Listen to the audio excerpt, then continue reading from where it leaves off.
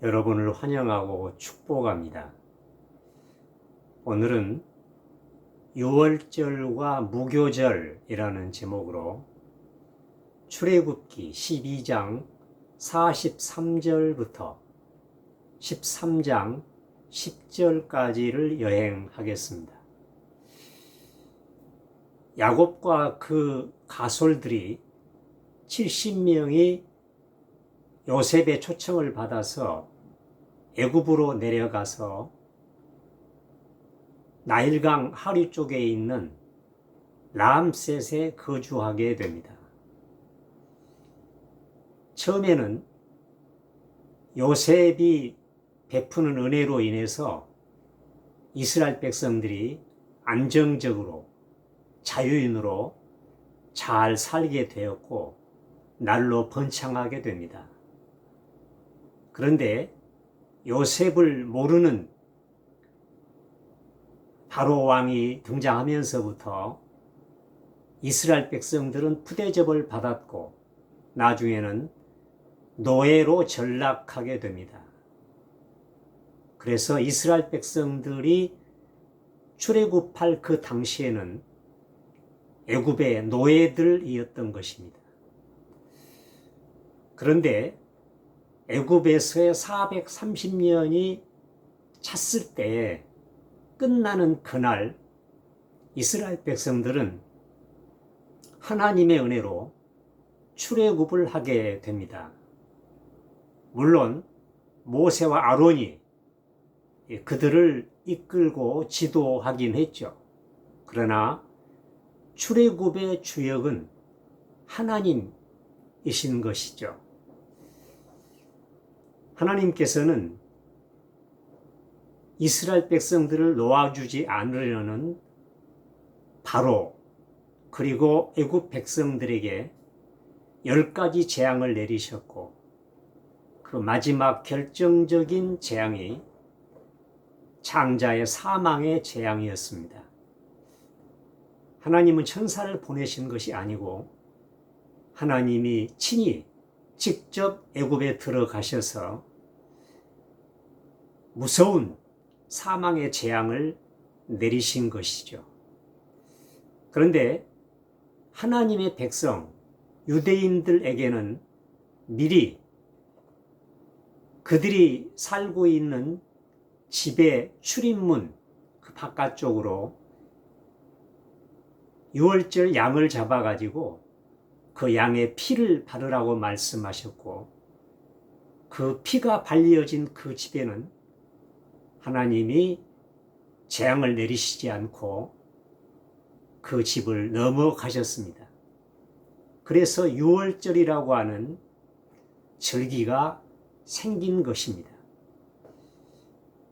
하나님께서는 이스라엘 백성들을 출애굽하게 하시면서 그들에게 매년 그날이 되면 유월절을 지켜라. 그리고 유월절은 하루가 아니라 7일 동안, 일주일 동안 유월절을 지키고 그 기간 동안에는 누룩을 넣어서 만든 떡이 아니라 누룩이 없는 떡, 무교병을 먹으라고 말씀하셨습니다. 그래서 하나님께서는 유월절과 무교절을 지키라고 이스라엘 백성들에게 말씀하셨는데 그것은 같은 절기이지만 그 내용은, 그 메시지는 다릅니다. 유월절은 유월절 양의 피를 강조하고 있고 무교절은 누룩이 없는 떡, 다시 말하면 이스라엘 백성들은 이제 죄와 무관한 하나님께로부터 구원받은 정결한 백성이라고 하는 것을 하나님이 강조하고 계십니다. 그래서 그때로부터 이스라엘 백성들은 매년 첫 번째 달 아비벌 13일부터 일주일 동안 유월절을 지켰습니다. 그런데 우리가 이스라엘 역사를 보면 하나님의 백성들이 하나님의 명령을 따라서 하나님의 구원의 은혜를 잊지 않고 매년 꾸준히 쉬지 않고 유월절을 지킨 게 아니었습니다. 이스라엘의 역사에 있어서 유월절을 지켰다는 것은 그들이 곧 하나님을 변함없이 사랑하고 섬겼다는 것을 말하고 있고, 유월절 지키기를 중단했다고 하는 것은 그들이 하나님을 등지고 하나님의 백성이기를 포기했다는 것을 말씀하고 있습니다. 유월절을 지키지 않으면 물론 그들은 무교절을 지킬 수도 없죠. 하나님께서는 죄를 범하지 말라라고 하는 메시지를 주시기도 했지만, 하나님의 백성들이 실수하지 않고 범죄하지 않는 사람이 누가 있겠습니까? 우리가 약점이 있고 실수가 있어도 그리스도의 구원의 은혜, 그 피의 효능을 믿고 살아가면 하나님이 그들의 죄를 덮어주시는 것이죠. 그래서 그들의 삶이 무교병 삶이 되는 것이죠. 하나님께서 유월절과 무교절의 말씀, 그 교훈을 주신 것은 오늘날 우리들에게 있어서도 예수 그리스도를 통한 그의 피의 역사를 통한 구원이 곧 우리의 삶의 주축이고 우리 삶의 최우선순위가 되어야 한다는 강력한 교훈과 메시지인 거죠.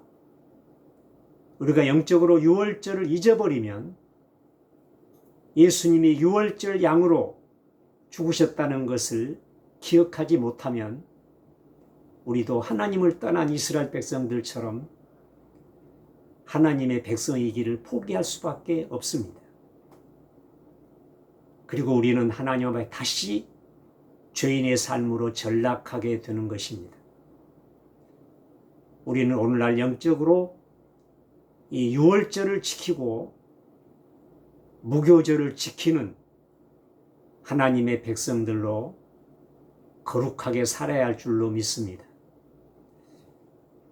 우리가 생애를 다 마치고 하나님의 부르심을 받는 그날에도 하나님께서는 우리에게 예수님의 피가 우리 마음에 발리어졌는가, 그것을 확인하실 것입니다. 저도 여러분도 유월절과 무교절의 은혜 가운데서 날마다 일평생을 살아가는 하나님의 백성이 되시기를 축원합니다.